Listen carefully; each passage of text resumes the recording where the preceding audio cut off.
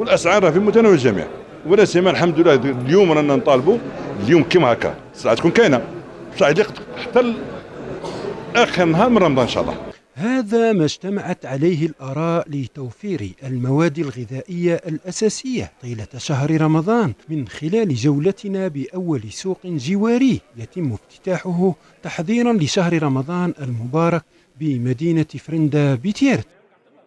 كلش متوفر ان شاء الله باذن الله. بسم الله. كاينه السيفوره هنا 6 كيلو ب 100 ميل، كاينه هذه تاع الحبه 13 ميل. اسعار تاع المستورد كيما البقري راه 112 والمحلي 250، الدجاج 30، الدندو 46. كميه الحمد لله متوفره طيله شهر رمضان. الاسعار طيله شهر رمضان ما تتبدل ما والو. الجوده راه قدامكم. اليوم وفروها بعض التجار، نوجه لهم نحن رسالة شكر وثناء أيضا إلى السلطات المحلية ومديرية التجارة لتخصيص هذا الفضاء الجميل. متوفرة وبكميات هائلة وبأسعار في متناول المواطن البسيط.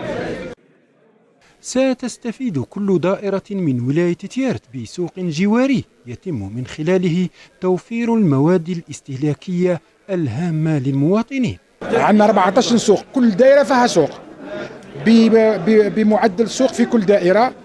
وعندنا المشاركين هنا على مستوى سوق فرندا 30 مشارك، زائد المتعاملين الاقتصاديين على مستوى ولاية تيرت أكثر من 140 متعامل اقتصادي راح يشاركوا معنا في هذه الأسواق الجوارية اللي تبدأ من اليوم إلى غاية نهاية شهر رمضان إن شاء الله الفضيل. ما طبع هذا السوق هو الفضاء الجميل الذي عكس تنظيما في عرض السلع، وأكثر من ذلك معاملة وأسعار في متناول الجميع.